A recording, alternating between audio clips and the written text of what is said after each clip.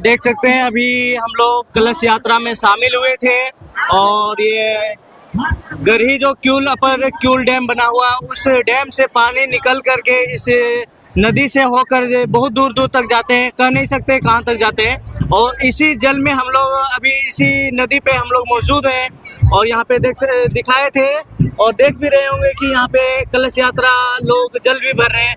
और इसी के साथ हमारे साथ मंटू सर है जो शिक्षा प्रेमी है, फुटबॉल प्रेमी है, समाज सेवी है। इनसे बात करने का प्रयास करेंगे कि सर आपको अभी इस जगह में कैसा लग रहा है? बहुत आनंद आ रहा है, बहुत भक्तिमय माहौल है। छठी मैया की कृपा सब पर बनी हुई है। हरणी गांव के जो बालकृष्ण युवा क्लब के साथीगण हैं, उनको मैं बहुत धन्यवाद देना चाहूँगा कि इस पावन अवसर पर मुझे आमंत्रित किए हैं और यहाँ आकर काफ़ी मैं अपने आप को सौभाग्यशाली मान रहा हूँ।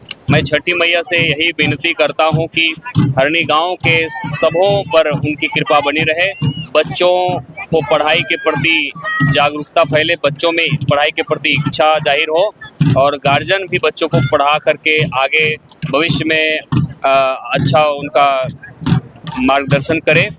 और एक शिक्षक होने के नाते मैं यही चाहूँगा कि छठी मैया की कृपा सभी विद्यार्थियों पर बनी रहे ताकि वो पढ़ लिख के अपना जीवन को संवार सके।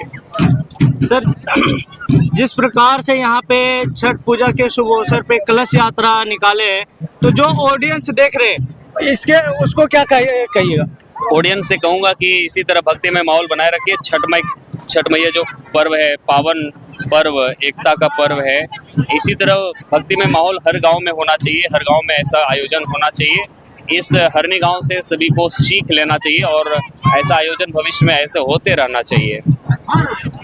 और हमारे साथ पवन सर बने हुए जो मेगा मैन केमिस्ट्री से, पवन सर भी इसी गांव से, हरणी से यहाँ आते हैं और देख सकते हैं इस प्रकार का जब आयोजन किया जाता है इसमें पवन सर चूकते नहीं हैं और इस जगह में आके चढ़ बढ़ करके भाग लेते हैं। सर, अभी आपको इस जगह में कैसे लग रहा है?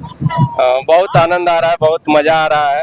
सबसे पहले मैं आपके चैनल को बहुत बहुत धन्यवाद देता हूं और अपने ये जो हरणी के बालकृष्ण युवा क्लब है उनको भी बहुत बहुत धन्यवाद देता हूं। इस तरह के कार्यक्रम आयोजन को वो अच्छे से कर रहे हैं।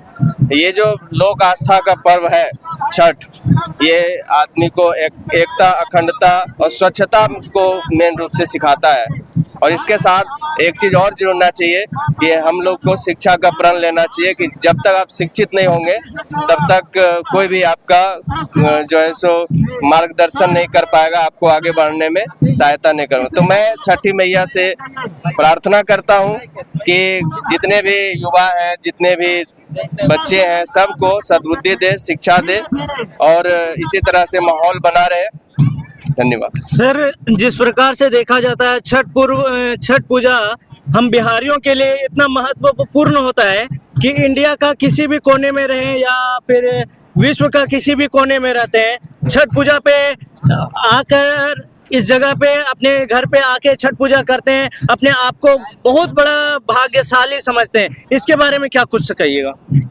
देखिए, सबसे पहली बात तो है कि ये दुर्भाग्य है बिहार का कि यहाँ के लोगों को बाहर से आना पड़ता है छठ करने के लिए।